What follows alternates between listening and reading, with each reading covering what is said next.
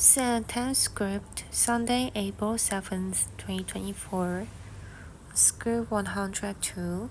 Elon Musk's Neuralink implant chip in its first human brain. February 1st, 2024. Reading aloud. Hello, lovely people. Let's rise up, lock in, and take the next 10 minutes to clear our minds. It's Thursday, February 1st. I'm quite wired. This is 7:10. Happy Friday Eve. February marks 2 years since Russian President Vladimir Putin first ordered his troops into Ukraine for what he called a special military operation to demilitarize the country. According to U.S. intelligence assessment, Russia has lost 87% of the 360,000 active ground troops it had prior to the start of the war. But they persist. Ukraine remains heavily dependent upon support in the form of funding and munitions from its Western allies, including the United States. But further U.S. support is not guaranteed as Congress remains divided on sending more taxpayer dollars to fund Ukraine's war efforts.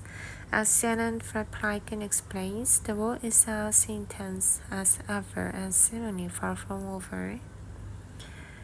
In 2024, Russia's war against Ukraine is as brutal as it ever has been. Both sides are still taking heavy casualties and the battles are ferocious. The action has somewhat shifted though, from the south of the country, more towards the southeast and east of the country. The Russians have unleashed another massive air campaign against eastern Ukraine using drones, ballistic missiles, and also cruise missiles.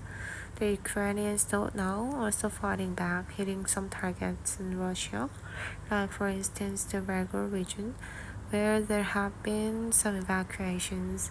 Western military support for Ukraine will continue to be essential for the country, but it is far from a certain thing, especially aid from the United States, where U.S. Congress still has not okayed further military aid for Ukraine. There is the European Union, where a decision on further military aid was blocked by the Hungarian, so it's unclear when exactly that could come through. Even though the countries themselves, the single countries, could continue to give Ukraine military aid and are continuing to do so, the Russians certainly seem to have replenished with their ranks after taking heavy losses in 2023. The Russians also appear to have new tanks and armored vehicles. One of the other things that we are seeing is that the Russians are firing a lot of artillery on the front line, and a different picture for the Ukrainians, especially ammunition, is something that they are having a lot of trouble with. They certainly need those replenishment.